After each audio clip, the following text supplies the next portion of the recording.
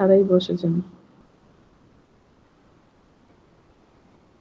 আপনাদেরকে দেখানোর জন্য আমি ২টা-৩টা ডিভাইসে কানেক্ট করছি। এটা কি বুঝতেছেন?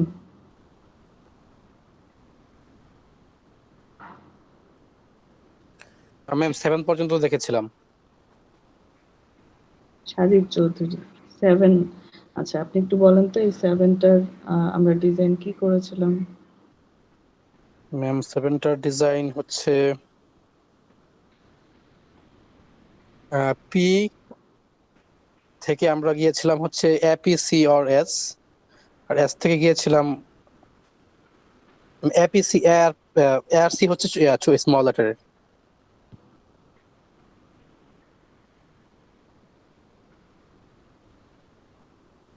এ small letter, P capital letter, আবার সি হচ্ছে small letter.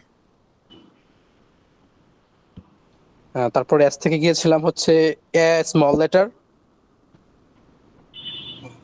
S capital letter, আর বি হচ্ছে স্মল লেটার আর এপসাইলন। আচ্ছা, এখন দেখেন এটা আমরা ২টা গ্রামার ডিজাইন করেছিলাম। কারণ এই জিনিসটা কি বলছিল? বলছিল এ হচ্ছে এনটা থাকবে, বি এমটা থাকবে, সি কেটা থাকবে এবং এখানে এন এর সাথে এম কে এর একটা রিলেশন ছিল যে এন এর সংখ্যাটা হবে এম আর কে এর সমান, টোটাল সংখ্যা সমান। তার মানে যদি আমার বি একটা আর সি ২টা থাকে তাহলে এ কয়টা থাকতে হবে? ৩টা থাকতে হবে। যদি ধরেন বি ২টা সি একটা তাহলেও কয়টা হচ্ছে? টোটাল ৩টা, তাহলে হচ্ছে ৩টাই থাকবে। ঠিক আছে? এগুলো ল্যাঙ্গুয়েজে বিলং করে। যদি আমার বি ২টা ৩টা সি একটা তাহলে কয়টা হচ্ছে? ৪টা। তো তাহলে হচ্ছে ওখানে আমার ৪টা থাকতে হবে। এখন দেখেন এটার জন্য এই যে গ্রামারটা আমরা ডিজাইন করেছি, আমরা আসলে যখন ধরেন ওই যে যখন এ ক্যান বি 0 এ 1 দেখতেছিলাম, তখন দেখেন ২ পাশে আসলে মিলে যাচ্ছিল, তাই না? ২ পাশটা টার্মিনালে চলে আসছিল। তো এই কারণে আমরা দেখেন এই ২ পাশ আগে মিলিয়েছি যে পি থেকে শুরু করব। যেহেতু আমরা পি প্রোডাকশনটা শুরুতে লিখেছি, তার মানে পি হচ্ছে সবার প্রথমে। পি থেকে শুরু করব। দেন হচ্ছে আমরা এ, পি, সি এরকম হতে থাকবে। ধরেন আমি এ, পি, সি এরকম হতে থাকবে, হ্যাঁ? আচ্ছা, তো তার মানে কি হচ্ছে ২ পাশে আমার ধরেন এই এ গুলোর জন্য ২টা এর জন্য ২টা সি ম্যাচ করা হয়ে গেল। যখন ২টা এর জন্য ২টা সি ম্যাচ করা হয়ে যাবে, তখন আমরা কি করব? বির ম্যাচিং এ যাব। তো এখন বির ম্যাচিং এ কিভাবে যাব? তার জন্য আমরা এই যে এই এসটাকে নিয়ে আসছি যে পি ক্যান বি এস। ঠিক আছে? এটা নিচে লিখতে হবে, আমার জায়গা নেই জন্য আমি সাইডে টান দিলাম। তো পি ক্যান বি এস, এই রুলটা বসাতে হবে। তো পি ক্যান বি এস বসানোর পর তখন আমি কি করছি দেখেন, এখানে আমি লিখতে পারবো S can be a S B, এভাবে হচ্ছে আসলে আমার ৩ বার বসাতে হবে, তাই না? এখন ফাইনালি দেখেন আমার এসটাকে শেষ করে দিতে হবে না? মানে এখানে তো কি দেখেন, আমি যদি জাস্ট এখান থেকে দেখা শুরু করি ৫টা এ, তারপর হচ্ছে ৩টা বি, ২টা সি। তো তার মানে কিন্তু আমার ল্যাঙ্গুয়েজে বিলং করে এরকম একটা স্ট্রিং হয়ে গেছে। এখন এখানে শেষে এইখানটায় কি আছে? আমার এটা ম্যাচিং হয়ে গেছে এটার সাথে, এটা হয়ে গেছে এটার সাথে, এটাও ম্যাচিং হয়ে গেছে এটার সাথে। তাহলে এখানে কি আছে? এমটি করে দিতে হবে। এই জন্য এই যে এমটি প্রোডাকশনটা আনা হয়েছে। বুঝতে পেরেছি? হুম? আচ্ছা, এবার আমরা আসি নেক্সট গ্রামার। নেক্সট গ্রামারটা হচ্ছে ল্যাঙ্গুয়েজটা দেখেন, ল্যাঙ্গুয়েজটা বলা হচ্ছে W such that W belongs to 0 1 star. মানে 0 1 দিয়ে তৈরি করা যাবে অল কম্বিনেশনের যে কোনো স্ট্রিংগুলো আসতে পারে, কিন্তু মানে এখানে একটা অ্যাডিশনাল কন্ডিশন আছে যেখানে ডাব্লিউটা কি হতে হবে? প্যালিন্ড্রোম হতে হবে। এখন আমাকে বলেন প্যালিন্ড্রোম কি?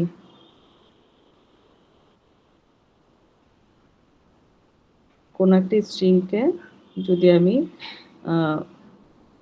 মানে ধরেন আমার স্ট্রিংটা হচ্ছে ধরেন রাইস, এটাকে যদি রিভার্স করি, ঠিক আছে? রিভার্স করি তাহলে কি পাবো? তো কোন একটা স্ট্রিংকে রিভার্স করার পরে যদি আমি সেম স্ট্রিং পাই তাহলে সেটাকে আমরা বলি প্যালিন্ড্রোম। আর যদি সেম স্ট্রিং না পাই তাহলে সেটাকে আমরা বলি না এটা প্যালিন্ড্রোম না। যেমন ধরেন আমি লিখলাম হুম ম্যাডাম, এই স্ট্রিংটার যদি রিভার্স করি,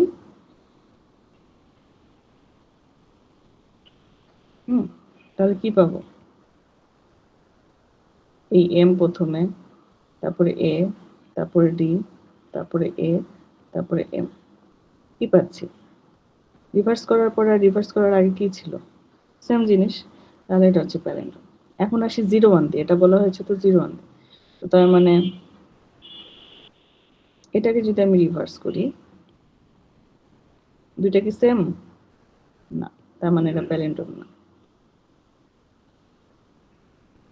এটাকে যদি রিভার্স করি, এটা কি সেম হচ্ছে?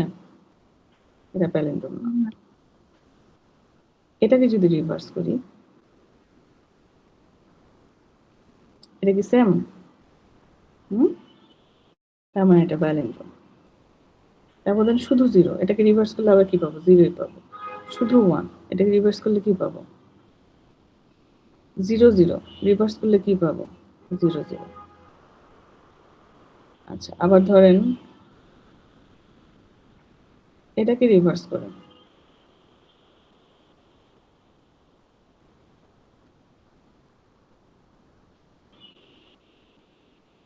তাহলে কি সেম জিনিস পাচ্ছি। তো তার মানে এটা প্যালিন্ড্রোম। আর প্যালিন্ড্রোম জিনিসটা কি, এটা তো আমরা বুঝলাম। তো এখন আমাদের এই ল্যাঙ্গুয়েজে যেটা বলা হচ্ছে যে আমরা শুধুমাত্র প্যালিন্ড্রোম গুলাকেও জেনারেট করবে, এরকম একটা গ্রামার আমার ডিজাইন করতে হবে। বুঝছেন? তাহলে একটু আপনারা এটা ডিজাইন করেন তো দেখি।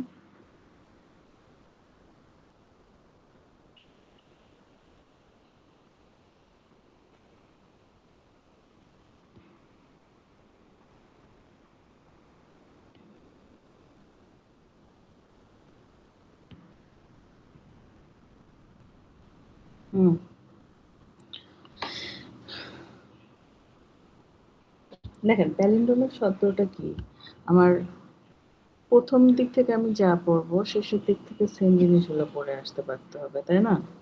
আমার প্রথমটার সাথে মানে একদম আমি যদি এটার কথাই বলি, এটার সাথে এটার ম্যাচিং থাকতে হবে, এটার সাথে এটার ম্যাচিং থাকতে হবে, তাই না?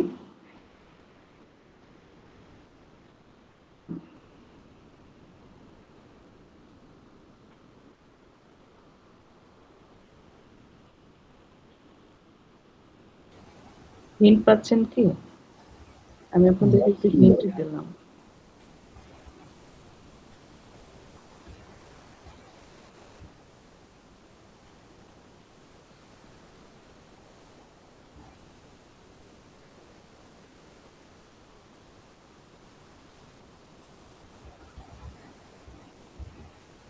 যে কোনো একটা ভেরিয়েবল ধরেন, ধরে চিন্তা করেন কি লিখতে পারি।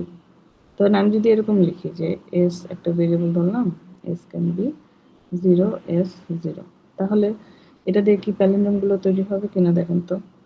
কোন প্যালিন্ড্রোমগুলো তৈরি হবে?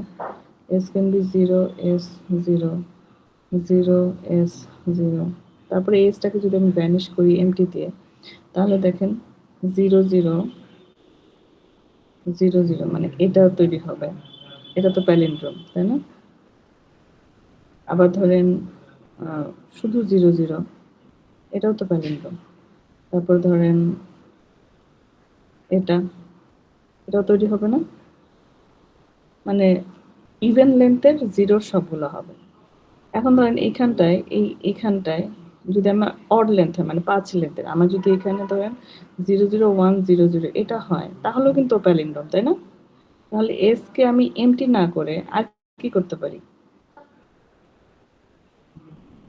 মানে আমি এস কে এমটি না করে আমি 1 করতে পারি না? 1 করতে পারি, তাহলে তো এটা হয়। আবার ধরেন এটা হলো, এটাও তো প্যালিন্ড্রোম।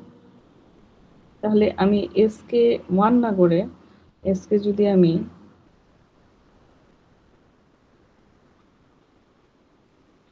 0 করি, তাহলে যেটা জেনারেট হচ্ছে সেটাও প্যালিন্ড্রোম, তাই না? ঠিক না? তাহলে দেখেন আমি তাহলে একটা রুল লিখেছি যে আমার প্রথম ইন্টেনশন ছিল কি যে এই সাইড আর এই সাইড এগুলো সেম হতে হবে, তাহলেই না হচ্ছে আমি উল্টায় গিয়ে আবার সেম পজিশনে সেম জিনিসটা পাবো। তো তাহলে এর সাথে আমরা অ্যাডিশনাল মানে এস কে ভ্যানিশ করার জন্য আমি একটা পাচ্ছি এমটি, একটা পাচ্ছি 0 আর পাচ্ছি 1 এই করে। এখন দেখেন এটা শুধুমাত্র কি এড করছে, শুধু জিরোর গুলা। কিন্তু আমার তো এরকম হতে পারে যে এটা যেমন 1 দেন 0 1 0, মানে আমি এখন এতটুকু করতে পারবো। এই দুই পাশে আমার 1 আসতে হলে কি করতে হবে? তাহলে আমি একটা 1s1 বসাই, দেখেন হয় কিনা।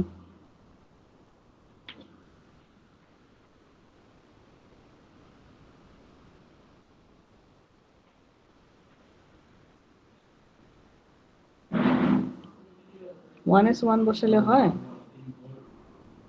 হুম,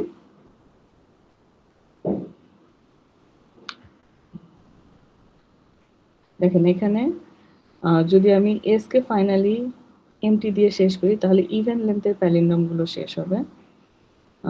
ধরেন যে এখানে যদি আমার 1 1 দিই, এস ক্যান বি 1s1, তাহলে কি তৈরি হচ্ছে 0 1 1 0। এটাকে উল্টান,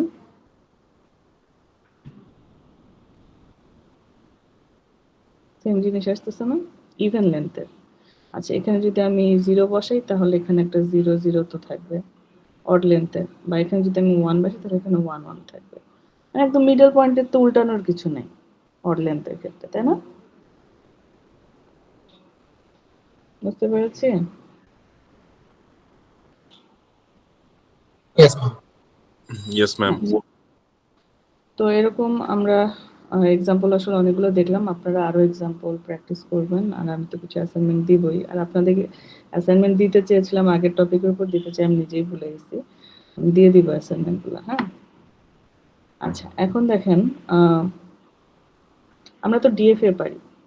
আমি প্রথমেই বলেছিলাম ডিএফএ অথবা এনএফএ এদের যে পাওয়ার, মানে এরা তো ফাইনাইট অটোমাটা, হুম, এত ফাইনাইট অটোমাটা। এই ফাইনাইট অটোমাটার পাওয়ারের থেকে বেশি পাওয়ার হচ্ছে কনটেক্সট ফ্রি গ্রামারের। তো যখন আমরা বলি এটা একটা মোর পাওয়ারফুল টুল, তখন আসলে কি করে, আমি যদি কোন একটা ল্যাঙ্গুয়েজের জন্য ডিএফএ পারি, তাহলে তার জন্য আমি কনটেক্সট ফ্রি গ্রামারও লিখতে পারবো, ঠিক আছে? তো সেটা লেখার মানে যদি এরকম কোনো গ্রামার মানে ল্যাঙ্গুয়েজ পেয়ে যান আপনারা, যেটা আসলে রেগুলার ল্যাঙ্গুয়েজ, যার জন্য ডিএফএ এনএফএ পসিবল, সেটার ক্ষেত্রে আসলে আপনি চাইলে ডিএফএ এনএফএ তৈরি করে সিএফজিটা ডিজাইন করতে পারেন। তো এই জিনিসটা আমরা কিভাবে করবো? যেমন ধরেন এটা হচ্ছে একটা কি বলেন তো, ডিএফএ নাকি এনএফএ?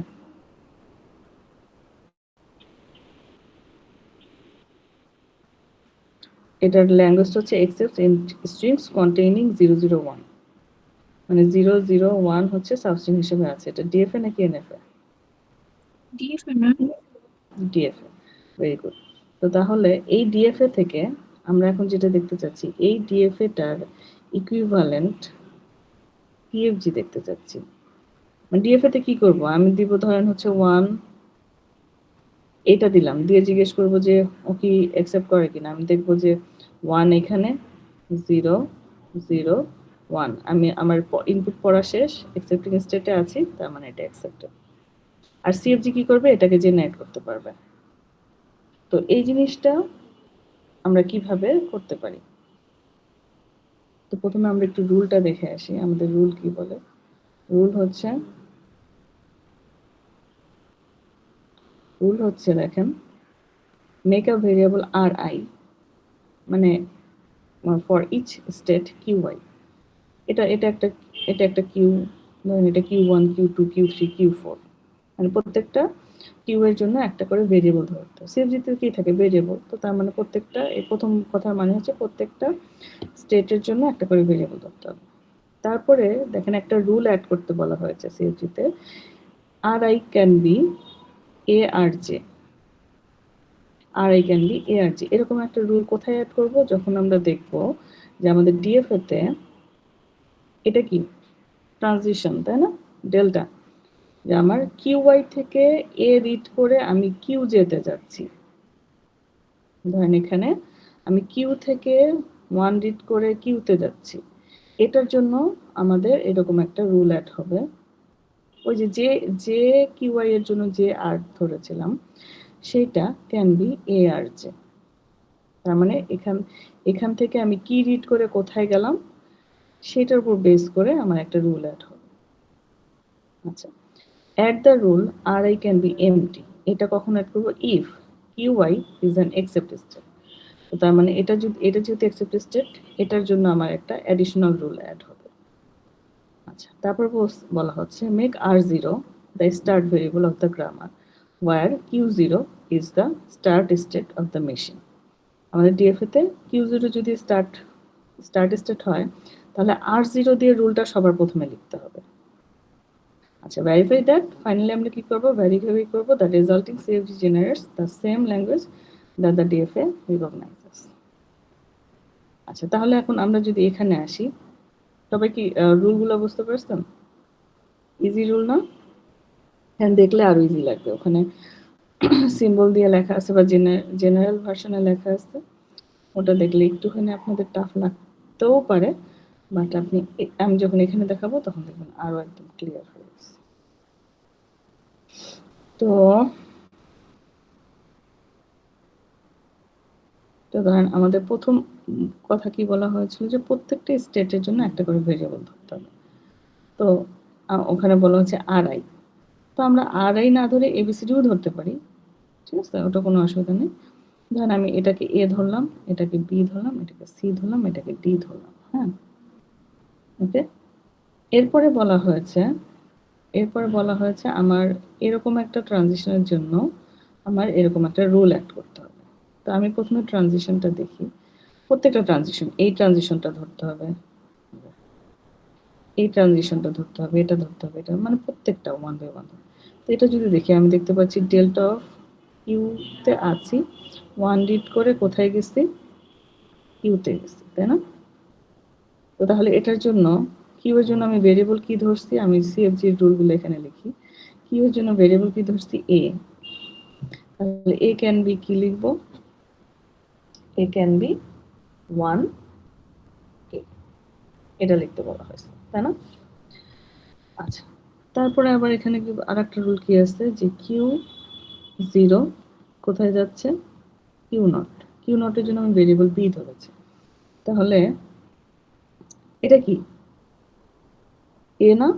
আর এটার জন্য বি ধরছি না? তাহলে আমার এই সেম এর জন্যই আর একটা প্রোডাকশন, এখানে আমরা অর দিয়ে লিখতে পারি যে এ ক্যান বি এগেইন 0 বি। তাহলে আমার কিন্তু এইটা আর এটার জন্য লেখা হয়ে গেল। এবার যদি এটা দেখি, দেখেন ইউ নট থেকে এটার জন্য ডেল্টা ইউ নট থেকে 1 পরে আমি কোথায় যাচ্ছি? ইউতে যাচ্ছি, যে এটা দেখতেছি। হ্যাঁ, ইউ নট থেকে 1 পরে আমি কিউতে যাচ্ছি, এই জিনিসটা লেখা আছে। আচ্ছা, এখন তাহলে এটার জন্য আমি কি লিখবো? এটার জন্য আমি কি ধরছি? বি ধরছি। এটার জন্য কি ধরছি? এ। তাহলে আমার বি ক্যান বি 1 এ, তাই না? Yes, ma'am. B can be 1। তাহলে এখন এটা দেখবো, এটার জন্য কি লেখা আছে? Delta of q not comma 0, কোথায় যাচ্ছি? Q not not. Q not নটের জন্য কাকে ধরেছি? সি। আর এটার জন্য কি? বি। তো তাহলে কি লিখবো? বি ক্যান বি, মানে আরেকটা রুল লেখা যেত, বি ক্যান বি 0 সি, এটা লেখা যেত, বাট যেহেতু সেম বি এরই প্রোডাকশন এই জন্য আমরা মার্জ করে এটা হচ্ছে আমরা আলাদা না লিখে এখানে অর দিয়ে 0 সি লিখলাম, ঠিক আছে? ক্লিয়ার? তাহলে এখন বলেন তো বাকি আর কোনগুলো বাকি আছে? বাকি তিনটার জন্য আপনারা লেখেন, লিখে আমাকে জানান। আমি কিন্তু নাম ধরে জিজ্ঞেস করবো যে আপনি দেখান।